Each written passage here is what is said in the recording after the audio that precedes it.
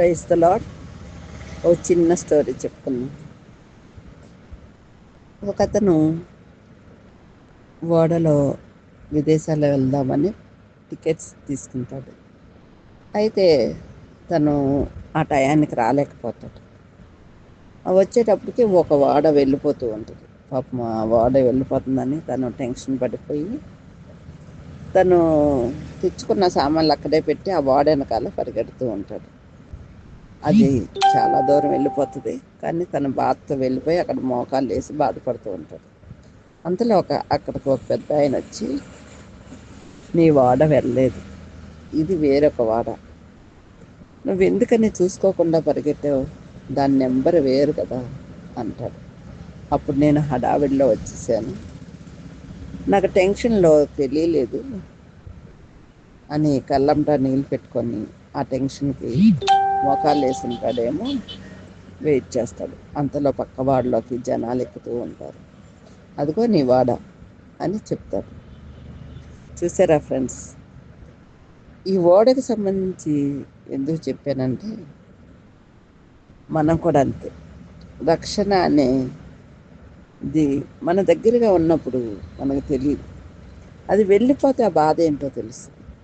అంటే రాకడ వచ్చేసేస్తుంది అనుకో, అప్పుడు మనం రక్షించబడలేదే అని బాధపడే కంటే ఇప్పుడు రక్షణ వాడ దగ్గరగా ఉంది. వాక్యం ప్రతి ఒక్కరికి అందుతుంది. ఎక్కడ చూసినా వాక్యం ఉపదేశించబడుతుంది. కాబట్టి ఈ వాక్య ఉపదేశం ఉన్నప్పుడే మనం మారు మనసు పొంది రక్షణ పొందితే రక్షణ వాడ ఎక్కడికి వెళ్ళదు కదా. అప్పుడు వెళ్ళిపోయిన వాడని చూసి బాధపడినట్లుగా బాధపడే పని ఉండదుగా. మేల్కొంటారని ఈ మాట చెప్తున్నాను. మేలుకొల్పు మాటలు ఎవ్వరు చెప్పినా వినాలి. ఓడిపోయాక ఆ జీవితం ఎలా ఉంటుందో ప్రత్యక్షంగా అనుభవించిన వారికి తెలుస్తుంది. అదే గెలుపు జీవితం రావాలి అంటే మారు మనసు పొందాలి. పరలోకం అనే గెలుపుని మనం పొందుకోవాలంటే మారు మనసు పొందాలి. పరలోకం అనేది అంత ఈజీగా వచ్చేది కాదు. క్రైస్తవ జీవితం కూడా, క్రైస్తవులు అంటే ఎప్పుడు పోరాడే యోధులే, ఎప్పుడు యుద్ధంలో బలిపీఠం కట్టినట్టే, ఎప్పుడు ప్రతి సమస్యని ఎదుర్కొంటూనే ఉంటారు. మరి మీరేం చేయుచున్నారు? ఇంకా రక్షణ ఆత్మని పొందుకోలేదా? ఇంకా మారు మనసు పొందుకోలేదా? ప్రియనేస్తములారా, మీరెప్పుడు ఆలోచించండి. దేవుడు మన దగ్గరికి వచ్చి మనతో మాట్లాడుతున్నాడు. పరలోకం అంటే మనం ఆయన దగ్గరికి వెళ్ళే స్థానం. ఆయన మేఘారుడై ఏ క్షణమున వస్తారో తెలియదంట. ఆయన దొంగలా వస్తానని చెప్తున్నారు. ఇప్పటికైనా మేల్కొంటారని ఈ మాటలు చెప్తున్నా. అనువనువున మనం ఆయన బిడ్డలుగా మార్చబడాలి. చాలామందికి చర్చికి వస్తూ ఉంటారు, చాలామంది బాప్తీసాలు తీసుకోరు. రేపు తీసుకుంటాలే, తర్వాత తీసుకుంటాలే, ఇలా టైం వేస్ట్ చేసుకుంటారు. దానికంటే ముందుగా మనం చేయాల్సింది క్షమాపణ అడగాలి ఆయన్ని. చిన్నప్పటి నుంచి చేసిన ప్రతి పాపాన్ని ఆయన ఎదుట ఒప్పుకొని మారు మనసు పొందాలి. అప్పుడు బాప్తీసం తీసుకోవాలి. బాప్తీసం తీసుకున్న ప్రతి ఒక్కరికి తీర్పులోకి వెళ్ళకపోవచ్చు, అది నేను చెప్పలేను. కానీ బాప్తీసం తీసుకున్నా కూడా కొందరు తప్పులు చేస్తూ ఉంటారు, అది కూడా పాపమే. క్షమాపణ దేవుణ్ణి అడుగుతూ ఉండాలి. దేవుడు శరీరాన్ని చూడట్లేదు, కానీ నీ ఆత్మలో శుద్ధి ఉందా లేదా చూస్తున్నారు. కాబట్టి హృదయ శుద్ధి గల వారు ధన్యులు, వారు దేవుణ్ణి చూచెదరు. మనం హృదయం శుద్ధీకరించుకొని ఉండాలి. ఎప్పుడు హృదయం శుద్ధీకరణతో ఉండాలి అంటే అంతరంగంగా ఆత్మలో తప్పు చేయొద్దు. ప్రతి ఒక్కరూ చేసే పనులు ఆత్మలో తప్పు చేస్తూ ఉంటారు. చూసిందల్లా కావాలని కోరుకుంటారు, అక్కర్లేని వాటి మాటలు మాట్లాడుతూ ఉంటారు. అవి కొంచెం మనల్ని మనం శోధించుకొని తప్పించుకుంటే ఆ శోధనలో పడిపోకుండా ఉంటాము. శరీరాశలు, నేత్రాశలు, జీవకడమ్మం అని దేవుడు వాక్యం ద్వారా ఎందుకు చెప్పారంటే, శరీరానికి ఆశలు ఎక్కువ ఉంటాయి, నేత్రానికి ఆశలు ఎక్కువ ఉంటాయి. జీవకడమ్మం అంటే డబ్బులు చెప్పుకోవటం. ఇవన్నీ మనం మానేసుకోవాలి. మన ఎదుట ఉన్నది పరలోక రాజ్యం. ఆ రాజ్యం కొరకు పాటుపడాలి. ఎల్లప్పుడూ మనం ప్రతి ఒక్కరితో కబుర్లు చెప్తూ ఉంటాం, కానీ దేవునితో కబుర్లు చెప్పుకోవటం మొదలు పెట్టాలి. దేవునితో కబుర్లు చెప్పుకోవటం అంటే ఆయనతో మాట్లాడటం. ఆయనతో మాట్లాడటం అంటే ప్రార్థించటం. ప్రార్థన అవసరత ఎవరికో చెప్పుట కంటే వారి అవసరాలు తెలుసుకొని మనం ప్రార్థన చేయడం మేలు కదా. మన కోసం మనం ప్రార్థన చేసుకోగలం కదా. ప్రార్థన చేసుకొని క్షమాపణ అడిగిన ప్రతి క్షణం దేవుడు క్షమిస్తూనే ఉన్నారు. ఆయన కోపించుచు వాత్సల్యం చూపించే దేవుడు కదా.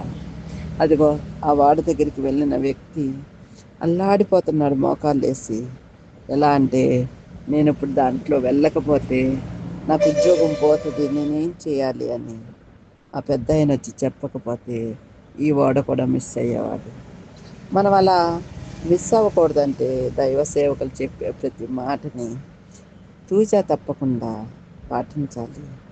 పాటిస్తే మనం తప్పకుండా పరలోక రాజ్యానికి వెళతాము అనే విశ్వాసమే బహు గొప్పగా ఉంటుంది. మనం వెళ్ళాలి అంటే మారు మనసు పొందాలి, బాప్తిసం పొందాలి, రక్షణ ఆత్మను పొందుకోవాలి. ఆత్మ లేని వారు ఆయన వారు కాదు. కాబట్టి ఆత్మను పొందుకోవాలి, రక్షణ వాడుని ఎక్కాలి. ఆనాడు నోవాహు దినములలో ఎందరికో చెప్పి ఉన్నాడు. నోవాహు ఎంతగానో చెప్పాడు, ఎవ్వరు వినలేదు. అందరూ ఓడలోకి వెళ్ళి తలుపు మూయపడ్డప్పుడు ఎందరో ఆ తలుపు దగ్గరికి వచ్చి కొట్టుంటారు కదా. తలుపు ఓడ డోర్ వేసేసాక తెరవబడదు కదా. చూసారా, అలాంటి పరిస్థితి మనకు రాకూడదంటే ముందే మనం మారు మనసు పొంది బాప్తిసం పొందాలి. చిన్న స్టోరీ చెప్పుకుందాం. ఒక కుంటివాడు ఇల్లమ్మట వెళ్ళి అడుక్కుంటూ ఉన్నాడు. అడుగుతూ కూడా జీజస్ సాంగే పాడుతున్నాడు. అయితే ఒక పాస్టర్ గారింటికి వెళ్ళాడు. వెళ్ళి పాట పాడుతూ అడుక్కుంటుంటే పాస్టర్ గారు చెప్పారంట, ఇంత బాగా పాట పాడుతున్నావు కదా, మారు మనసు పొందావా, రక్షణ పొందావా, బాప్తీసం తీసుకున్నావా అని అడుక్కుండేవాడిని నిలబెట్టి అడుగుతున్నారంట. అయ్యా, నాకు కొంచెం భోజనం ఉంటే పెట్టండి అన్నాడంట. మళ్ళా అడిగారంట, మళ్ళీ అదే మాట అన్నాడంట, అయ్యా కొంచెం భోజనం ఉంటే పెట్టండి అని.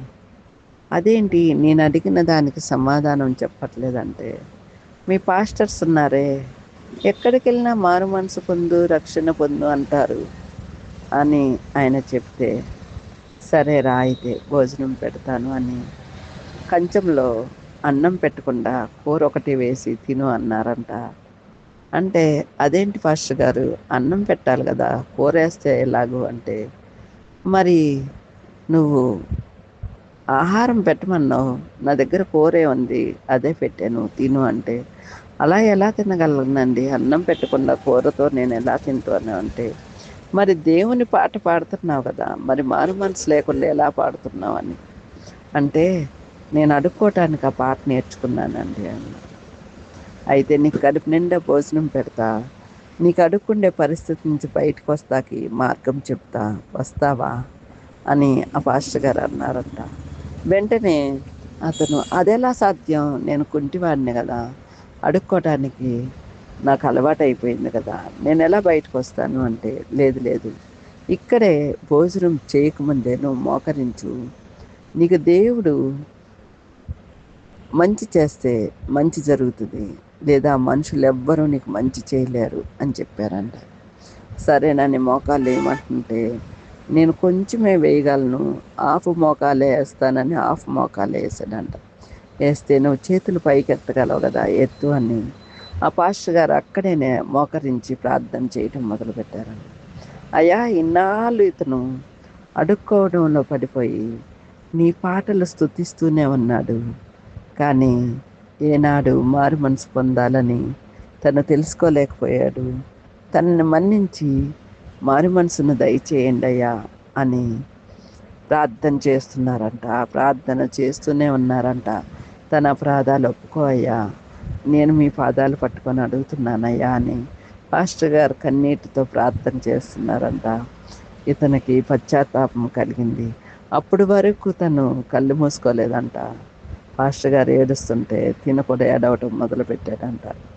ఏడుస్తూ తన తప్పులన్నీ తనే ఒప్పేసుకుంటున్నాడంట.